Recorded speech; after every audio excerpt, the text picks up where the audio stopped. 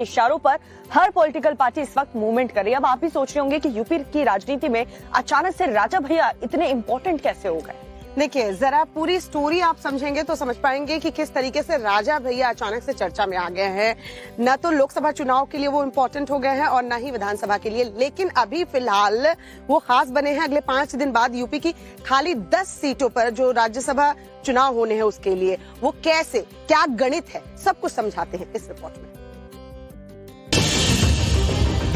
राजा भैया यूपी की राजनीति के इन दिनों हॉट केक बने हुए हैं। बीजेपी एसपी सब उनके राइट लेफ्ट घूम रही है। आखिर ऐसा क्या है कि राजा भैया यूपी की राजनीति के केंद्र बिंदु बन गए? तो पहले जरा इसे समझ लीजिए। दरअसल 5 दिन बाद यूपी में 10 सीटों के लिए राज्यसभा का चुनाव होना है। बीजेपी की तरफ से 8 और समाजवादी पार्टी की तरफ से 3 उम्मीदवार मैदान में हैं। राज्यसभा के चुनावी गणित के हिसाब से 7 सीटों पर तो बीजेपी की जीत तय है, लेकिन बीजेपी ने 8वें उम्मीदवार संजय सेठ को मैदान से उतार दिया। बस इसी से राजा भैया प्रासंगिक बन गए और राज्यसभा की चुनावी राजनीति गर्मा गई।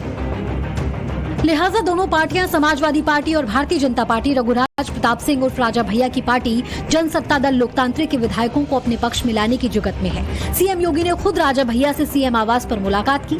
इसके बाद बीजेपी के प्रदेश अध्यक्ष भूपेंद्र चौधरी और मंत्री जेपीएस राठौर राजा भैया से मिलने पहुंचे। वहीं इससे पहले अखिलेश और समाजवादी पार्टी भी राजा भैया को अपने पाले में लाने के लिए पसीना बहा रही है।